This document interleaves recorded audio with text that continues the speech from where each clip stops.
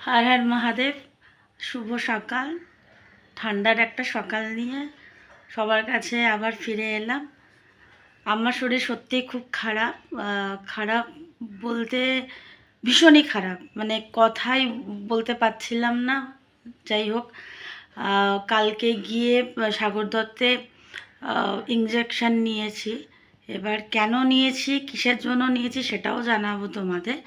সেটা হচ্ছে, আমাকে দেখে মনেই হচ্ছে যে আমি মানে একদম মানে খুব মানে ওয়েট গেন করেছি, মানে খুব মোটা হয়ে গেছে। এখন হয়তো আমার ওয়েট 75 বা 80 বা 100 এরকম কিছু। দেখো আমার মুখ পুরো ফোলা। তো যাই হোক, যত মানে দুবার আমি কনসিভ করেছি, দুবার আমার বেবি হয়েছে। আমি কোনো দিন মনে হয় এরকমভাবে মোটা আমি হইনি। বা বিয়ের পর মানুষ বলে না, বিয়ের জল পড়লে মানুষ খুব মোটা হয়ে যায়, তো তাতেও মনে হয় আমি এরকম মোটা হইনি। বাট আমার এই কিছুদিন হয়েছে, লাস্ট শুক্রবার দিন বাবানের পরীক্ষা চলছে, মানে 18 তারিখ থেকে বাবানের পরীক্ষা চলছে। তো ঘরে সমস্ত কাজ বাজ করে আবার মাম্মামের একই সময়, দুজনের 18 তারিখ থেকেই পরীক্ষা শুরু হয়েছে। তা মাম্মামের পরীক্ষা হচ্ছে 9টা থেকে 10:30, 1.5 ঘন্টা, ওই 1 ঘন্টা 1.5 ঘন্টার মধ্যে শেষ হয়ে যায়। 10:30টার মধ্যেও বাড়ি ঢুকে যায়। আর বাবানের সকালবেলায় ওই 6টা 15-র মধ্যে বাস চলে আসলো, ও চলে গেল 12:30 1টার মধ্যে বাড়িতে। তো এই দুজনকে নিয়ে আসা, নিয়ে যাওয়া, স্নান করা, মানে আমার এই শরীর খারাপের মধ্যেও কিন্তু এই দেখো আমি জামা কাপড় সমস্ত ধুয়েছি, মানে হাতেই ধুচ্ছি। এইবার কিছু আগেও বলেছি, কিছু করার নেই, কিছু করার নেই। ঠান্ডা লেগে গেছে। কথাটা হচ্ছে যে আমার ঠান্ডা লেগেছে হঠাৎ করে এতটা, আর শরীরটা তো খুব উইক হয়ে যাচ্ছে না। তা শরীর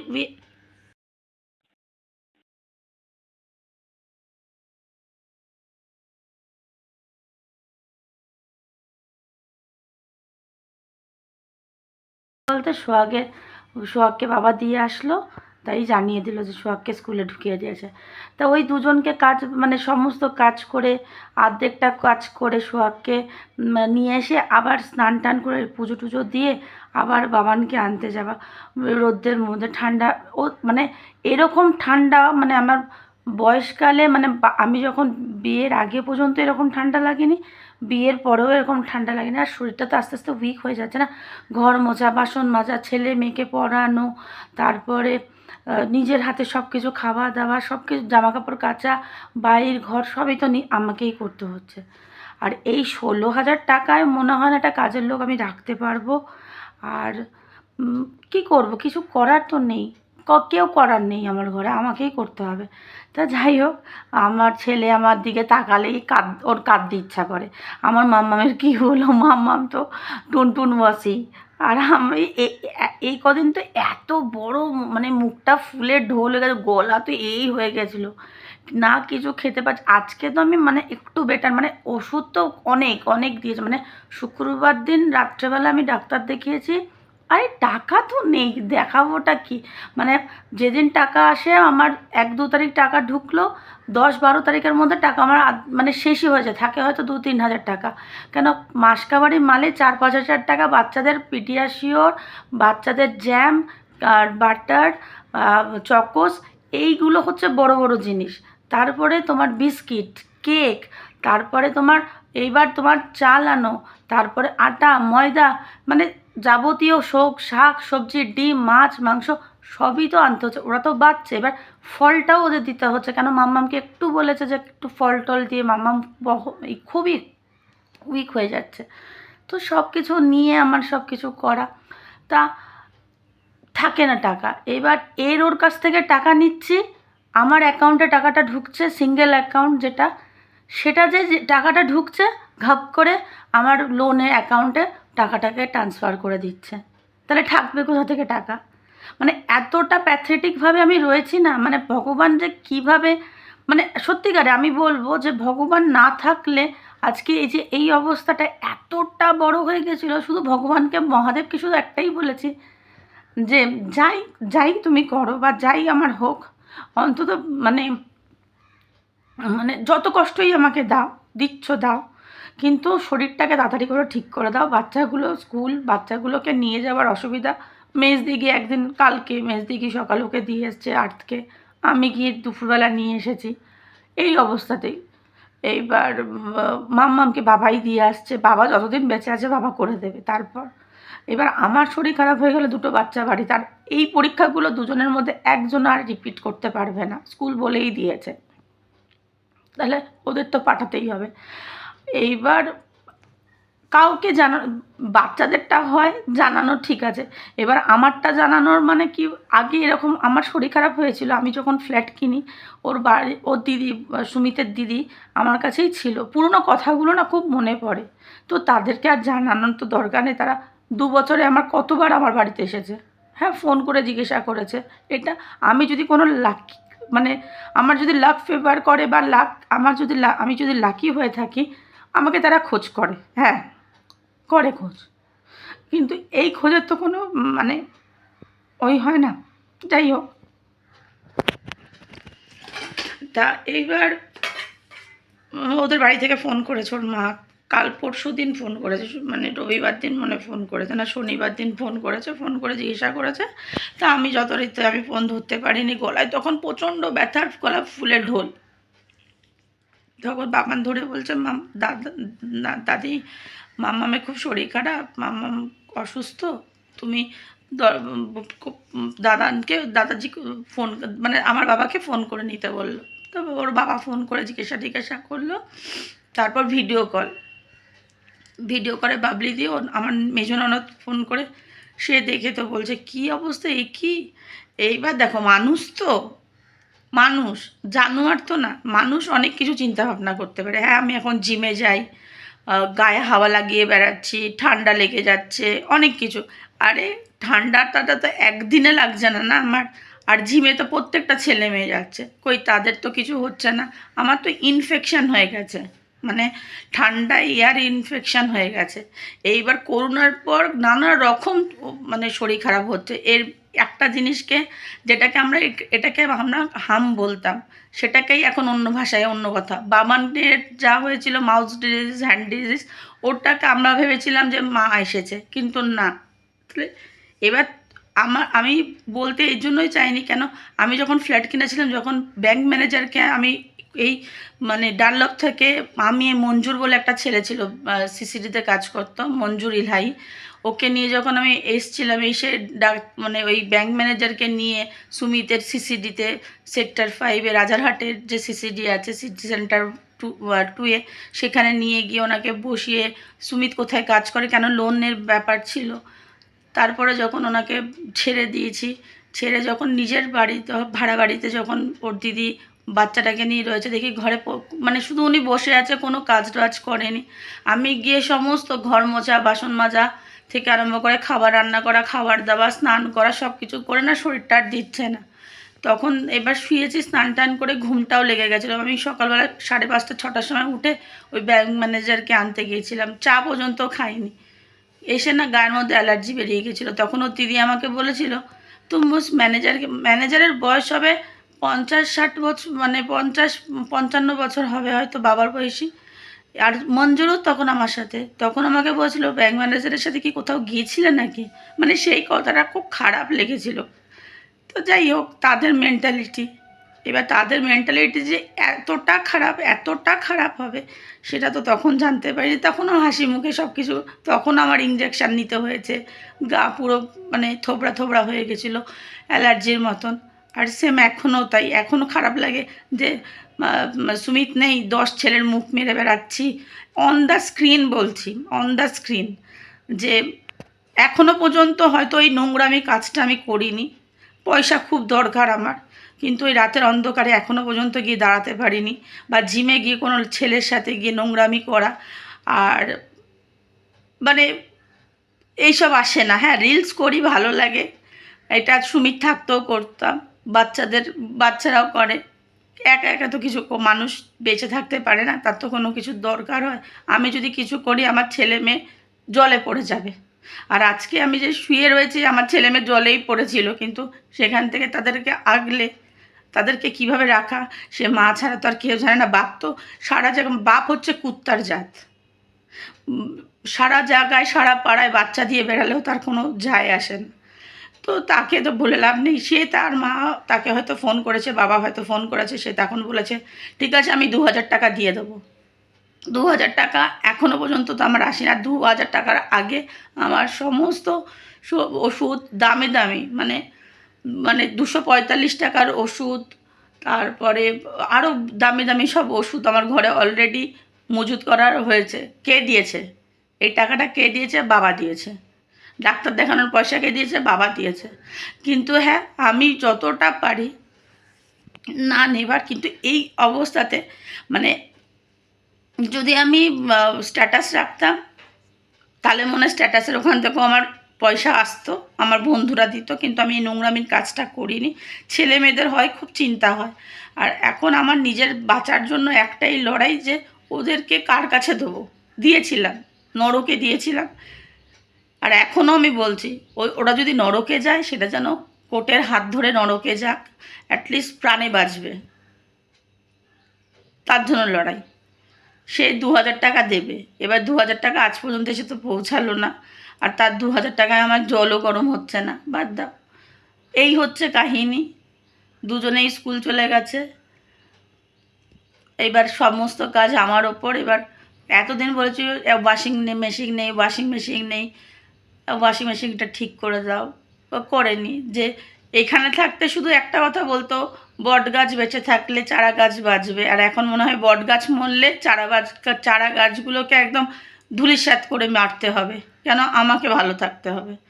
যাই হোক, আর কিচ্ছু বলার নেই। 2 বছরের মধ্যে অনেক মানুষের রং, অনেক মানুষের রূপ, সব কিছু দেখতে পেয়েছি।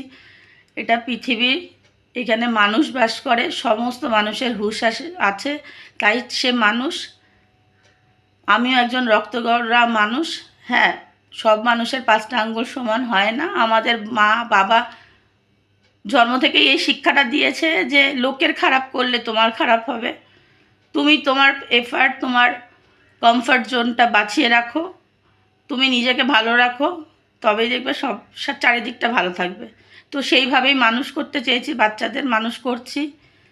শুধু বাবানকে একটা কথাই, বারবার একটা কথাই শেখাই, বাবান পড়াশুনো করছিস কর, ভালো মানুষ হ। ভালো মানুষ কেন ভয় লাগে? ওর গায়ে তো সেই রক্তটাই রয়েছে। শুধু এই কথাটা বাবানকে, মাম্মামকে এই কথাটা বললি, যদি আমি বেঁচেও না থাকি অন্তত তোরা ভালো মানুষ হয়ে বাঁচ।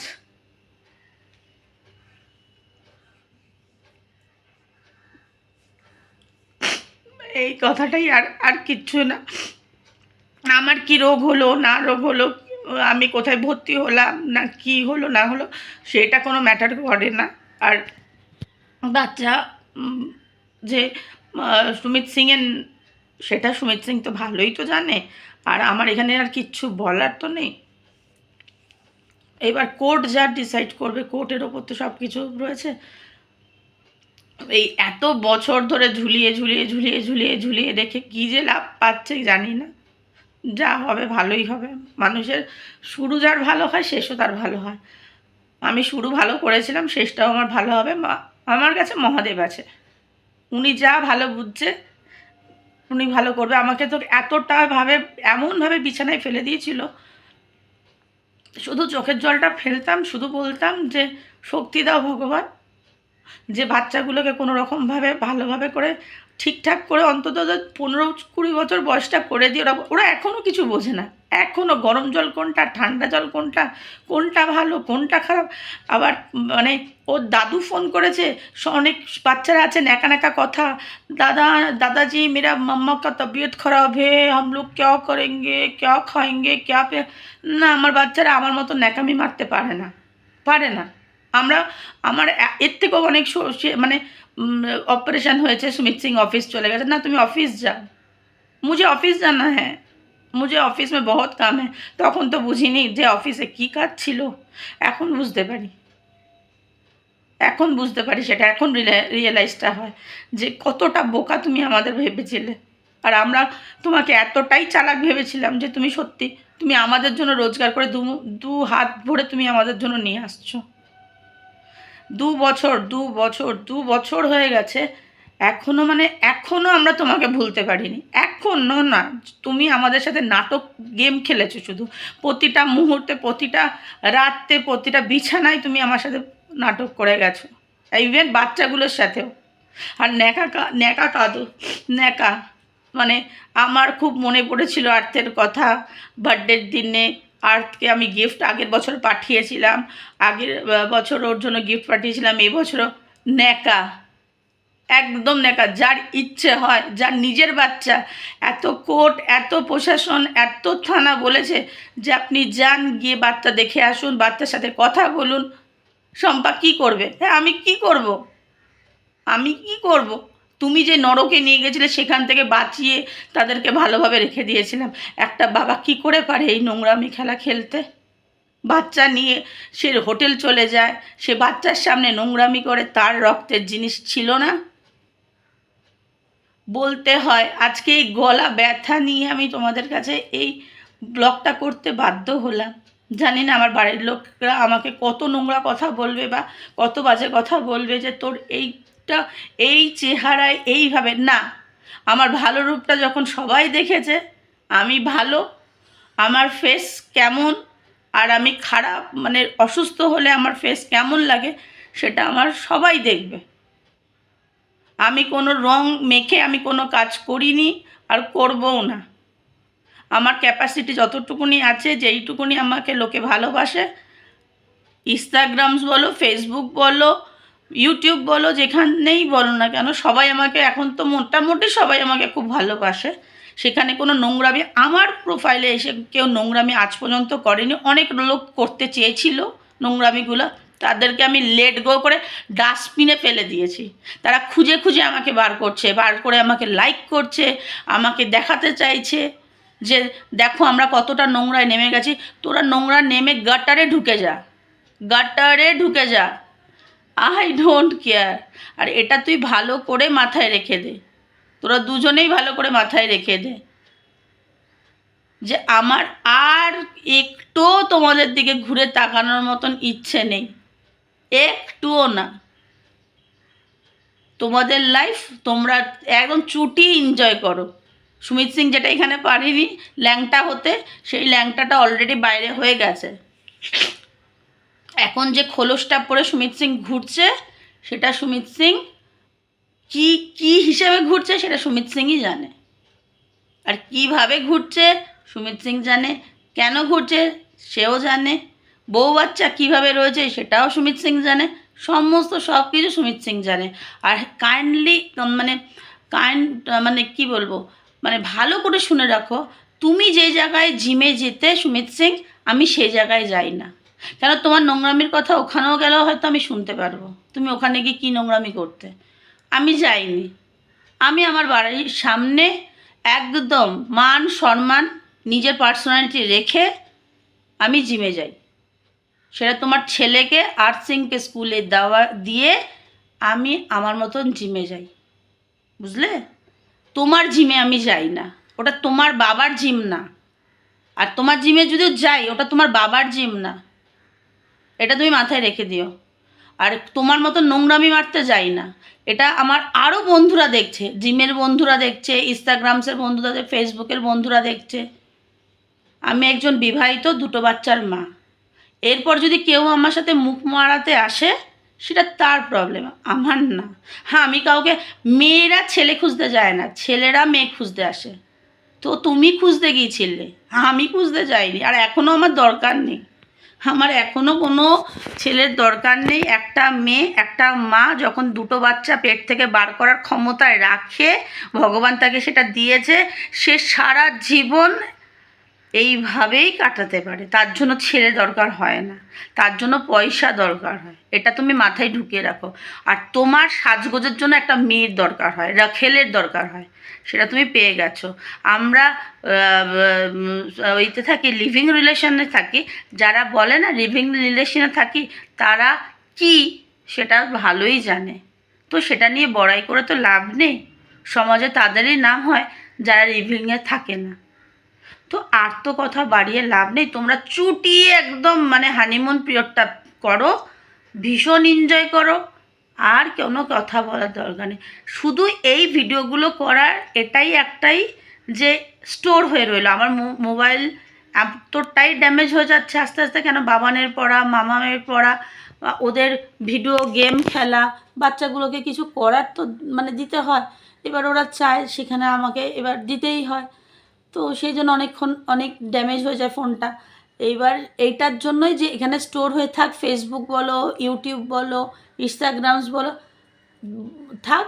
যে ওরা কোনো দিন যদি মনে হয় যে মা, বলেন না তোর মা স্ট্রাগল করেছিল, তোর মা এই করেছিল, অন্তত কেউ বলুক না বলুক, অন্তত এখানে খুললে, শম্পা সিংয়ের মাই ফ্যামিলিটা খুললে ও যেন ইউটিউবে এগুলো দেখতে পায় যে না ঠিক আছে, চলো মাম্মাম এরকম করেছিল, মাম্মামের এরকম গলা ফুলে গিয়েছিল, এরকম ঠান্ডা লেগেছিল, আমাকে স্কুলে ছাড়তে গিয়ে, বোনকে স্কুল ছাড়তে গিয়ে এত কাজ করেছে, হাত মানে আমাদের সমস্ত, কেউ মাম্মামকে দেখার নেই। সবারই কিন্তু মানে একটা ব্যাক সাপোর্ট থাকে, আমার কিন্তু কোনো ব্যাক সাপোর্ট নেই। আর যেটুকুনি বাবা করে যায়, মানে আমি যদি কোনো ভালো কাজ করে থাকি, সেটা হচ্ছে মানে কি বলবো, আমার মা বাবা তারা আমার এখন সাথ দিচ্ছে, সত্যিই সাথ দিচ্ছে। তো তাদেরকে তো কোনো সময় কিছু বলে না। বাবা তো একদম মাম্মামকে মানে কি বলবো, আমি যে মেয়ে, মানে ওই আরেকজন মেয়ে, ছোটো মেয়ে পেয়েছে, আর মাম্মামও তাই, যে বাবা বাবা করে মানে দাদান দাদান করে খুব করে। বাবার একটু মা ঘেঁষা, নানিমা নানিমা নানিমা, আর মাম্মাম পুরো উল্টো হয়েছে। এই মাছ এনে আমার ঘরে আর প্রত্যেক দিন মাছ আনার, মাছের পয়সা কোথায় পাবো? 16,000 টাকায় কী হয়? 16,000 টাকায় কী হয়? এর মধ্যেই তো আমি সংসার চালাচ্ছি, এর মধ্যে নিজেকে খুশি রাখছি, জিমে যাচ্ছি। হ্যাঁ, আমি জিমে যাই। আমার যা শারীরিক অবস্থা, সেটা আজ থেকে না, সেটা ড্যামেজ সুমিত সিং করেই দিয়ে গেছে আমাকে। এবার সে ভরপাইটা পাচ্ছে না কেন, ভগবান তাকে কষ্ট দিচ্ছে না কেন, সেটা ভগবান জানে, কিন্তু হ্যাঁ, ভগবানের মার তো, ও ঠিক আজ না কাল, যেই মুহূর্তে হয়তো পুনর্জন্ম হলে পাবে, বা এই জন্মের লাস্টের দিকে পাবে, যা বয়স আরও যখন হবে তখন পাবে। আমার দুটো বাচ্চা কাঁদছে, আমি বিছানায় বসে মানে কাঁদছি, তো উনি পাবেন না? আমরা তার সাথে কী গেম খেলেছি? কিছু কি খেলেছি? কিচ্ছু খেলিনি তো। সংসার করতে এসছি, এখন ওনার সংসার করছি, এখন ওনার খাবার খাচ্ছি, মাথা উঁচু করে বাঁচছি, সুমিত সিংয়ের ওয়াইফ। আমার শরীর খারাপ হয়েছে, বর নেই, কী করবো? হয়েছে তো কী হয়েছে? বর যদি মরে যেত, আমার বর মরে গেছে, সে ভালো থাক, যেখানেই থাক ভালো থাক, আর তো কিছু বলার নেই। কিন্তু আমি একদম টুনটুন মৌসি। ও হো হো হো হো, ভালো লাগছে না আমাকে দেখতে? একটু মোটা মোটা, মানে সবাই আমাকে বলছে, মানে সবাই, যে বিল্ডিংয়ের সবাই, পাড়া প্রতিবেশী সবাই, যে তোর যখন বাচ্চা হয়েছিল তুই এতটা মোটা, তারপরেও এতটা মোটা হয়নি। হ্যাঁ, আমি বলছি মোটা, আমি কোনো কালেই এত মোটা ছিলামই না। আর এখন দেখো, টুনটুন মৌসি। না খুব গলাটা ফুলে গেছিলো, মানে অনেক ঢোক গিলতে পারতাম না, মানে খেতে পারতাম না, ভীষণ প্যাথেটিক হয়ে গেছিলো। আজকে তো তাও মোটামুটি ঠিকঠাক আছি, ঠাকুর মহাদেব আছে, যার কেউ নেই, একজন আছে।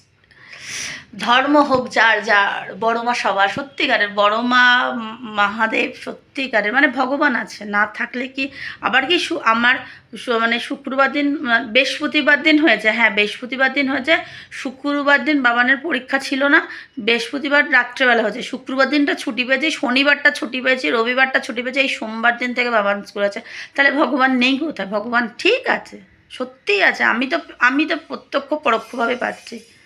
আর আমার এই দিনগুলো চলার মতন ওই সত্যিকারের ওই মাটির সাথে যে মিশে থাকা যে ভগবান, মানে সব মন্দিরে দেখবে ভগবান একটা মানে ওইতে থাকে, বেদির ওপর থাকে।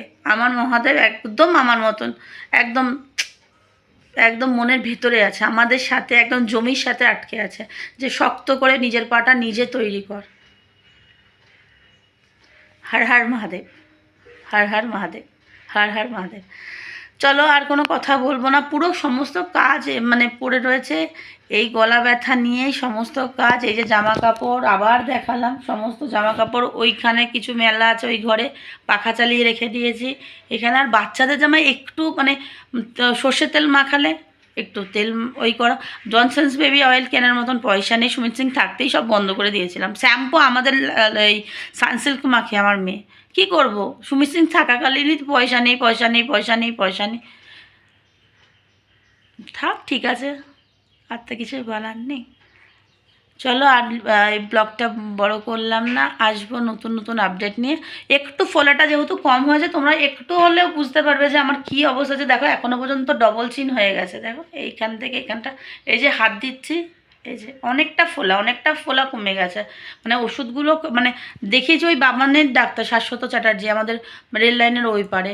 তো কালকে গিয়ে সাগর দত্ত, মানে কালকে তো মানে এতটাই কষ্ট হচ্ছে, তারপরে লাস্টে গিয়ে সাগর দত্তে উনি বলে দিল যে আমি এরকম একজন ডাক্তারের কথা বলছি, জুনিয়র ডাক্তার, তুমি তাকে গিয়ে ওই গিয়ে ফোনটা আমাকে দিয়ে দেবে। আমি গিয়ে ফোনটা, আমি মিস দিয়ার বাবা গিয়েছিলাম আর বাবানকে নিয়ে গিয়েছিলাম। তো উনি বললেন যে গিয়ে জুনিয়র ডাক্তারকে দিয়ে দেবে।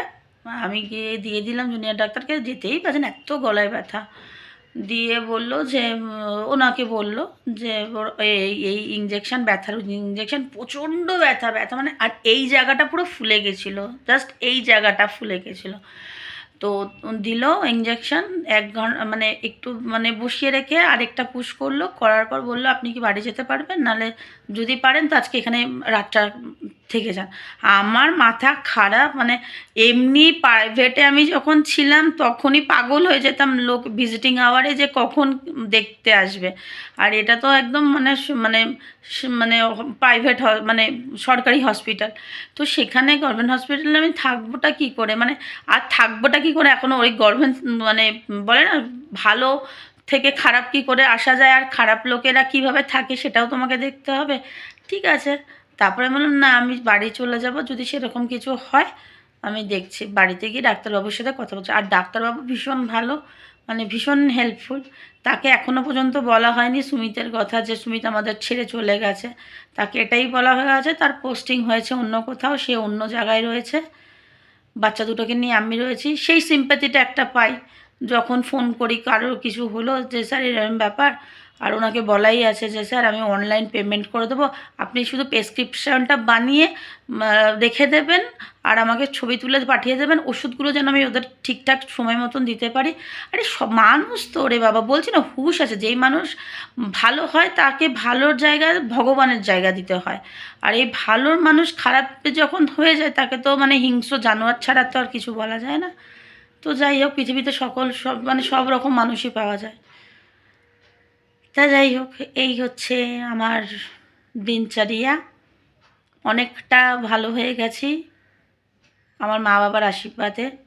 আমার শ্বশুর শাশুড়ি থেকে তো ফেলে দেওয়া যাবেই না, কেন তারা আমার খুব টেক কেয়ার করে। তারা আমাকে ফোন করে অ্যাটলিস্ট জিজ্ঞাসা করেছে তো যে তুমি কেমন আছো। আমার শ্বশুরের গলা তো মানে এতটাই খারাপ হয়ে গেছে আমার গলা শুনে, যে আমাকে বলছে যে বাবানকে বলছে একটু দাও, বাবার সাথে কথা বলেছে, বাবলিদি বাবার সাথে কথা বলেছে, ভিডিও কলে কথা বলেছে। তা আমার বাবা কিন্তু বলেছে, ওরা কিন্তু কেউ ফোন করেনি, এটা কিন্তু মাথায় রেখো। এইবার ফোন করে কথা বলছে, তার শ্বশুর যখন আমাকে লাস্ট ফোন করে বললো ওকে একটু দাও কথা বলবো, এবার আমি বলছি হ্যাঁ পাপাজি বলিয়ে। তখন বোঝা যাচ্ছে যে হ্যাঁ মনটা একটু খারাপ হয়েছে, যে কারোর একজন মানে ফ্যামিলি বলো যাই বলো মানে কারোর শরীর খারাপ হয়েছে, খারাপ লাগছে। বলে ঠিক হয়ে যাবে, চিন্তা করো না। আমি ছোটানকে বলে দিয়েছি 2000 টাকা। আমার তখন বুকটা ফেটে যাচ্ছে যে 2000 টাকার জন্য কি আমি ওয়েট করছি কি? এই যে তুমি ফোন করেছো এটাই অনেক, যে ছোটানের বাড়ি থেকে কেউ ফোন করেছে তাতেই আমি সুস্থ। পয়সা দিলে কি সব কিছু কেনা যায় নাকি? হ্যাঁ, পয়সা দিলে তো তোমার ছেলে রাত কাটিয়ে চলে আসতে পারতো, পারলো কি? সে ফেসে আটকে গেল। তা যাই হোক, ভালো থেকো তোমরা সবাই, সুস্থ থেকো। আর কি বলবো, আমি শীতকালে কোনো দিনই গায়ে চাদর মানে মানে কি বলবো সোয়েটার কিছুই দিতাম না। সুমিত সিং খুব বকাবকি করতো, সেই বকাগুলো তো খুব মিস করি। আর আজকে যখন এটা হয়েছে তখন মানে শুয়ে শুয়ে খুব কাঁদছিলাম যে কেউ তো একজন বলতো যে টুপি পরে না, কিছু পরে না, ইতনা ঠান্ডা হে, মুঝে দেখো हम कैसे है, तुम्हारा तरह बच्चा लोग बन गया है, नाक से ये निकल रहा है, वो निकल रहा है, सर्दी हो रहा है।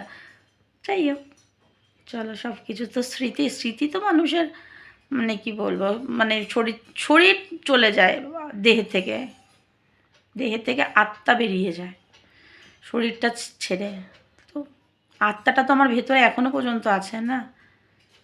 আমি তো ভালোভাবে মিশেছিলাম, সে হয়তো জল মিশিয়ে মানে মেশায়নি, সে খেত জল মিশিয়ে, তার জীবনটা জল মেশানোই হয়ে গেল, আর আমরা খেয়েছি খেয়েছি। তো ওর জন্য আমরা ভালোবাসা কী আর ভালোবাসা কীভাবে দিতে হয় সেটা আমরা জানতাম। जितना भी दिया था সলিড দিয়া থা বস। চলো আর কথা বলবো না, বসে থাকলে বসে থাকা হবে, আস্তে আস্তে কাজগুলোকে সব করে নিই। বাবানকে আনতে যেতে হবে 12টার সময়, মাম্মাম 10:30টার সময় আসবে। সবাইকে নিয়ে হ্যাপি ফ্যামিলি। চলো লাইক করো, শেয়ার করো, কমেন্ট করো, আর খুব ভালো থাকো। টুপি পরো, চাদর গায়ে দাও, ঠান্ডা লাগাইও না, আর জানলা দরজা একদম বাইরে খুলবে না। আমার তো জানলা বন্ধ, আমার বারান্দার কাঠের দরজা খুলে পড়ে গেছে, সেখান থেকে শ শ করে হাওয়া আছে। সেই রিভিউ একদিন দেবো তোমাদের, আমি কিভাবে ঘরে রয়েছি। আমার ব্যালকনির দরজা ভেঙে পড়ে গেছে, আমরা কিভাবে আছি সেটাও তোমাদের দেখাবো। আচ্ছা চলো, bye, take care, bye by.